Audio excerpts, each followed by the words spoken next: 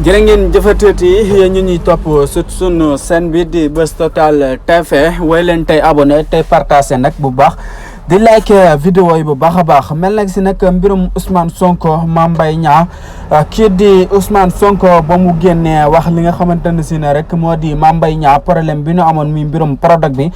ban atte leen woon àllamaan lu mat 200 millions kii di Ousmane Sonko nag yooyu la kàddu la jël nag doon si andiwaat ay leeral di xamal ne nag ban ka leen ko tegee nag ñu si bëri si askan wi nag dañoo génnoon nag di wax na rek naan comme que rek waa ji dina nekk candidat rek alhamdulilah mais nag kii di président Ousmane Sonko moom mii di njiital Pastef moom gisewu ko noonu ndaxte nag ma ngay xam le ne nag lii ñu leen àtte nag tekk si aw loosam moom nee na nag d'accord si benn yoon ba tax na rek moom kii di Ousmane Sonko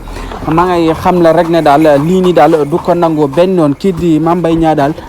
fukki dërëm daal du ko laal moom la xam le moom kii di Ousmane Sonko. kii di njiital Pastef nag moom nag conférence de presse bi mu mujj def mag say xam ne na rek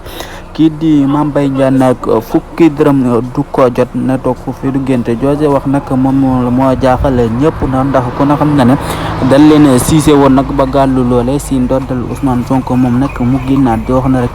fukki dërëm du ko jot loolu nag moo jaaxal ñëpp nag ñu lay laaj nag yow loolu naka nga ko gisee muy kàddu yooyu président Ousmane Sonko di njiital Pastef daal di xamle ne rek kii di Mame Mbaye Niang daal 200 millions li mu waxoon na rek moom la ñu àllamaan Ousmane Sonko pour mu war kaa jox ndàmpaay